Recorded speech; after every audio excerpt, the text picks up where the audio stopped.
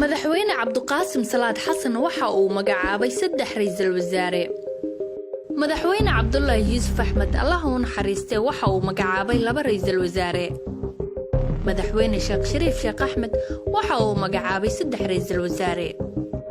madaxweynihii hore ee Soomaaliya xasan sheekh maxamuud isna waxa uu magacaabay 3 ra'iisul wasaare. balse muddo 2 sano ah farmaajo waxa la shaqeynaya hal ra'iisul wasaare waana xasan cali khayre. iska daa bedel xitaa wali isku ma aysan dhicin. ma isweydiisay waxa isku haya farmaajo iyo khayre.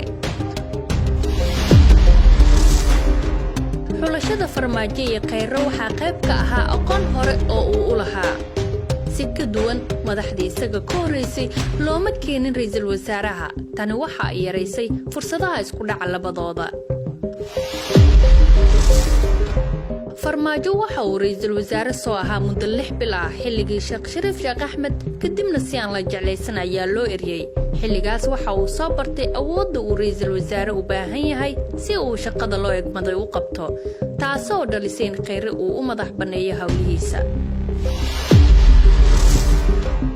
farmaajo waxa uu sameeyaa siyaasadaha dawladda isagoo jeexaya wadooyinka ay marayso dawladda, halka khayre uu fuliyo go'aamada uu madaxweynuhu gaaray isagoo u madax bannaan habraaca iyo talaabooyinka uu qaadayo si go'aamada madaxweynaha loo fuliyo. siyaasiyiinta ugu miisaanka weynaa Soomaaliya sida madaxweynayaal, ra'iisul wasaareyaal hore, xildhibaano caan ah iyo maamul goboleedyada ayaa bilowgiiba ka soo horjeestay dawladda iyagoo aan siin wax fursad ah. tani waxa ay farmaajo ee khayre ku qasabtay inay mar walba mid ahaadaan iyagoo wajahaya hal cadow. dawladda Qatar oo la aaminsan yahay inay taageerto dawladda Soomaaliya ayaa xoog badan gelisay in aysan labada mas'uul iska hor imaan. fahad yaasiin oo ah maskaxda ka dambaysa dhismaha dawladdan oo labada mas'uulba saaxiib dhow la ah ayaa ka shaqeeyay hirgelinta arrintaas. xasan cali khayre oo siyaasadda ku cusub ayaa samaystay isbahaysi gudaha gobolka iyo kuwa caalamka ah, taas oo siisay awood badan, waxaana adkaatay inuu u muuqdo ra'iisul wasaare tabar yar oo la bedeli karo isagoo sidaas ku hantay xushmadda madaxweynaha.